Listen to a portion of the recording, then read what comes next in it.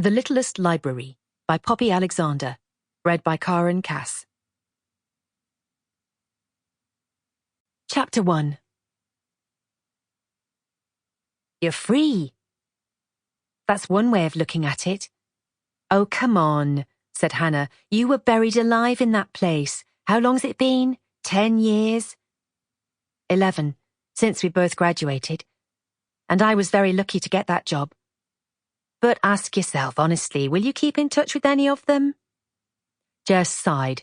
She had worked daily with the unlikely ragbag of personalities in Bourton-on-the-Marsh Library. But even on the day it closed its doors for the last time, she knew, beyond the fondness of familiarity, she had nothing in common with any of them. Not really. Exactly, said Hannah, smug in victory.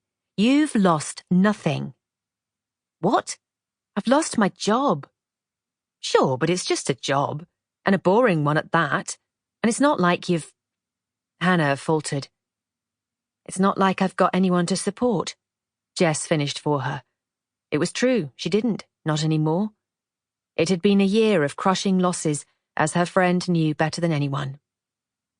You know you've always got me, said Hannah stoutly, shoveling another spoonful of mush into her baby's face, and then turning back to face the screen, seeking eye contact. This was their near-daily ritual, with Hannah on the screen propped on the dresser in the kitchen, and Jess sitting at the scrubbed pine table having her pre-supper glass of wine. It was so lovely having you at the funeral, Jess remembered wistfully.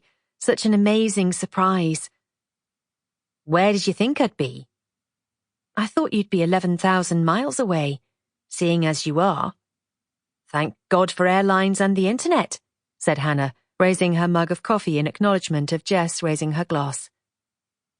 I do feel virtuous drinking coffee while you're knocking back the vino. Oi, less of the value judgments. When I start drinking wine for breakfast, you have my permission to be officially concerned. So, what will you do? Nothing keeping you in Bourton-on-the-Marsh now, is there? It's about time. It's my home. I've got the house.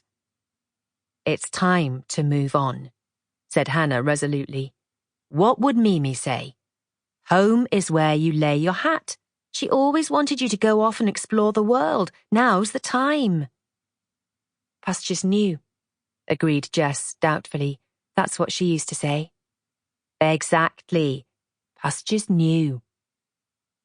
Jess was what her grandmother Mimi had always called a homegrown lass. Bourton-on-the-Marsh, born and bred. Mimi was from France originally, and Papa had always proudly declared that you could take the lass out of Paris, but you couldn't take Paris out of the lass. Mimi wasn't her name, really, but it was the closest a 2-year-old Jess could get to Mémé, French for granny, and in the end it was what everyone called her.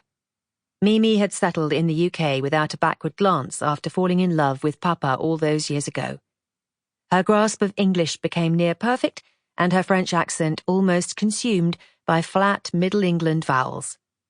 That said, Mimi may have submitted to life in a small market town far from home, but she certainly didn't capitulate.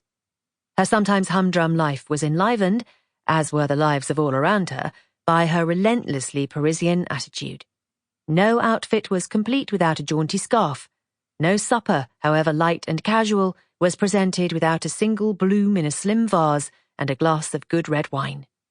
She was never without a slick of her signature bright red lipstick, and she had the permanently exciting, unsettling tendency to give the impression she was just about to embark on a huge adventure.